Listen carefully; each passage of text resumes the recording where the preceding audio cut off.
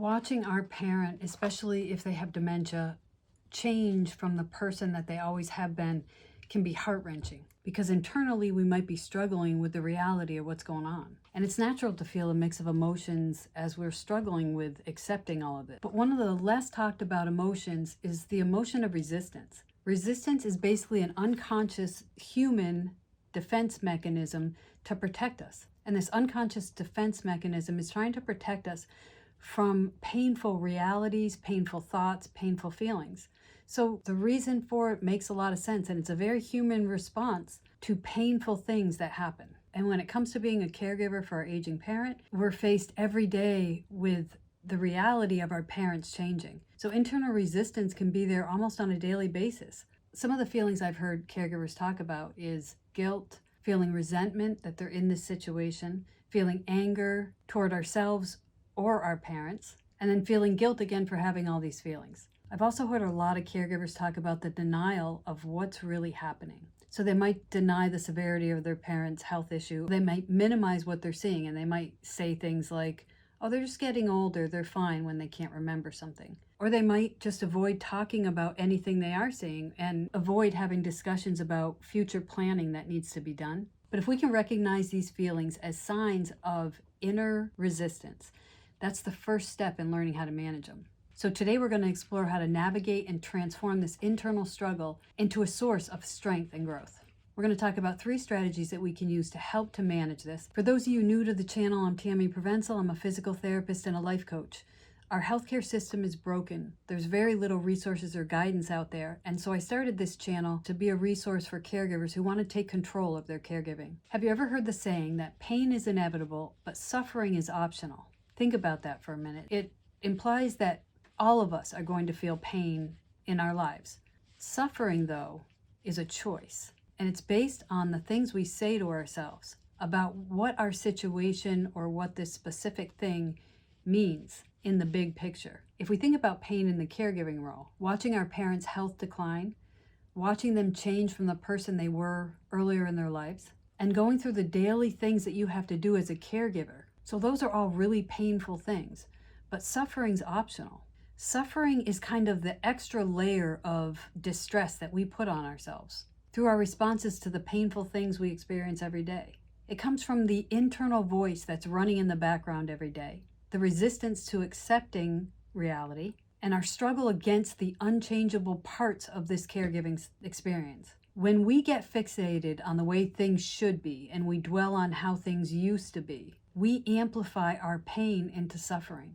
So as a caregiver, if we can acknowledge the difference between pain and suffering, so the pain of watching our parent progress through dementia as they lose their memories and their abilities, but we choose not to let that pain define the whole caregiving experience, we can reduce our tendency to suffer through it.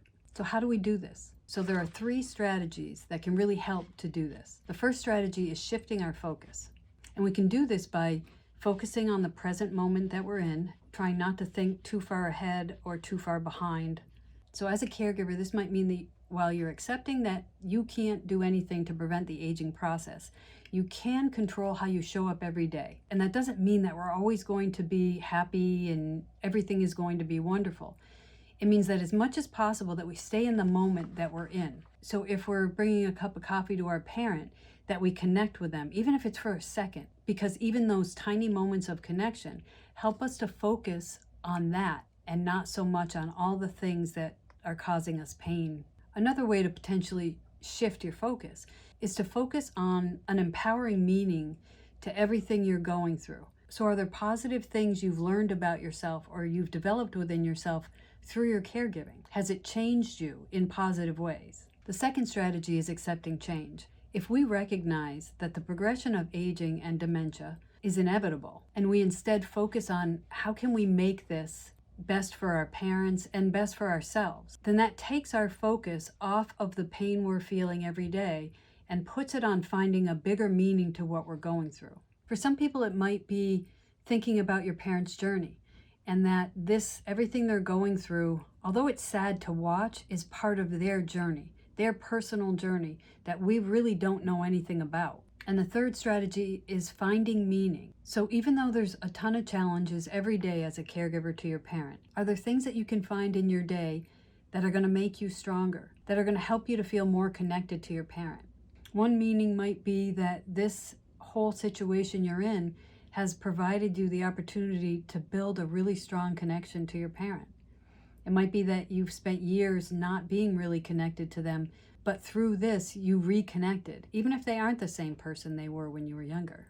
The journey of caregiving is as much about our own personal growth as it is about caregiving. By learning to embrace change, by focusing on what we can control, and finding gratitude in small everyday moments are powerful strategies that help us to navigate the emotionally complex challenges of caregiving our parent.